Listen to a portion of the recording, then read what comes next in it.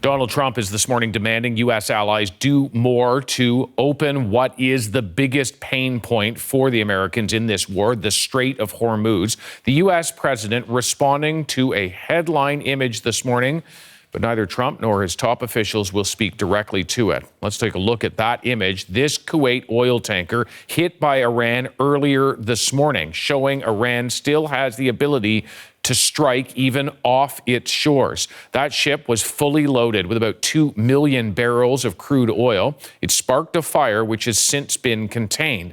The Strait of Hormuz blockage and the attacks on the ships have led oil prices to go up, up, up. And again this morning, the North American benchmark price creeping towards $104 a barrel, tracking a steady climb since this war began.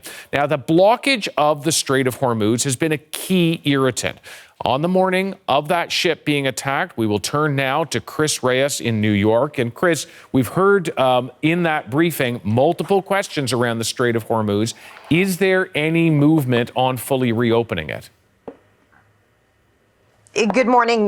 Good morning to you. I mean, you already said it, that this is an irritant for the Trump administration. It's a pain point, it's a pressure point, and it's the question that keeps coming up in the context of when this war will end, and even why they chose to go into this conflict at this particular time. Remember, that question is still in play. Let's start with Donald Trump's post from this morning, David, where he talked about how the strait would open, but that it would not be the prime responsibility of the United States. So this is what Trump wrote this morning on Truth Social. All of those countries that can't get jet fuel because of the Strait of Hormuz, like the United Kingdom, which refused to get involved in the decapitation of Iran, I have a suggestion for you. Number one, buy from the U.S. We have plenty. Number two, build up some delayed courage. Go to the Strait and just take it. You'll have to start learning how to fight for yourself. And it's exactly that kind of tone that we heard from the Secretary of War, Pete Hegseth, this morning, the sense that the U.S. is doing everything they can to try to negotiate tankers to come through that strait. And Pete Hegseth pointed out that there is now a larger number of tankers coming through than there were at the start of this conflict, but that this would not be the prime responsibility of the United States. Have a listen to what he said. There are countries around the world who ought to be prepared to step up on this critical waterway as well. It's not just the United States Navy. Last time I checked, there was supposed to be a big bad Royal Navy that could be prepared to do things like that as well. So he's pointing out this is an international waterway that we use less than most, in fact, dramatically less than most. So what we're not getting from this presser, David, is any kind of clarity or timeline or strategy that the United States will employ moving forward. What it seems that the Secretary is doing is putting more pressure on allies in a very public forum. Yeah, and it is curious because those allies, the Europeans in particular, within NATO, have previously said, this was not our war. We did not start this. You caused this. You should be the one to fix it. And yet the Americans have either not been able or willing to secure that strait, though continue to pound at some of the weapon systems and industrial base that allows Iran to attack those ships at sea. I do want to ask you, because we are, Chris, in week 5 of this. When Donald Trump began this war, he talked about a 4 to 6 week time period. We're right in the middle of that. Is there any sign of when this might wrap up?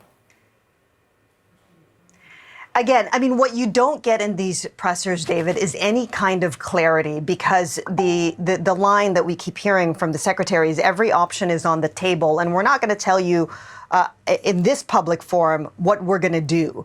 That's just not going to be their strategy. What we can glean from is where, one, they get very defensive. They get very defensive about ending this war quickly, saying that, you know, this is only 1 month in and that they're meeting their objectives. And again, that the objectives primarily would be to make sure that Iran never gets a nuclear weapon and to destroy their capability to project power outside of their borders. So on that, we're hearing a lot of these bombastic statements about how they're meeting those objectives. Again, no substantiated evidence to prove all of this.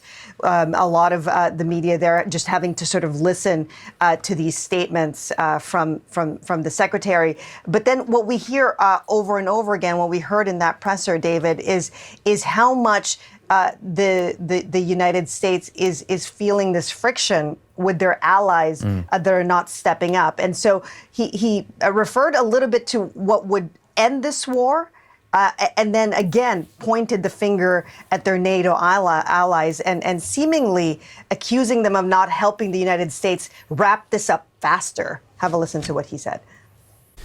I will just say that any mission that ends on our terms, you want to call it a surrender, call it a defeat, call it what you want, we remain committed to a conflict that ends on our terms and the president's terms. There's no doubt about that. And operationally, I guess what we're learning from this presser, David, is how their tactics have changed to more dynamic targets, and in which you have sort of individual missions on a daily basis, just targeting particular targets rather than sort of bigger missions. And that's so far the only thing that we've learned from the presser. All right, Chris Reyes in New York, thank you very much.